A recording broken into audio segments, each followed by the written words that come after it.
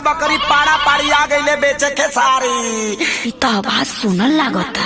तोहरा चक्कर में करे जा हम बन गईनी कबड़ी। दादा जानी भतार मारे लगी।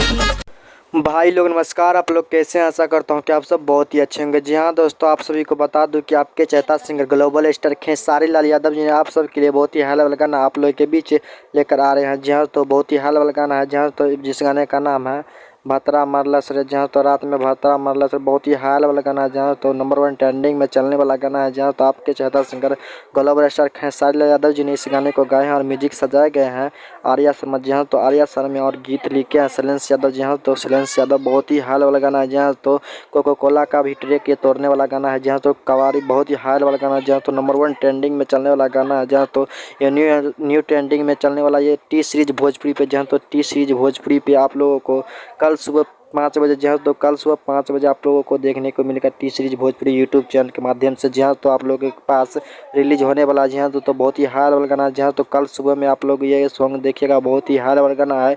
यहाँ तो अगर आप हमारे चैनल पर नए हैं तो प्लीज़ चैनल को सब्सक्राइब कर दे, ताकि जब भी मैं नई अपडेट लेकर आऊँ तो सबसे पहले आप लोगों के पास ये न्यू अपडेट लेकर आपके पास मोबाइल में चले जाए। जहाँ तो मिलते हैं अपडेट के साथ, तब तक के लव यू एल ब्रदर।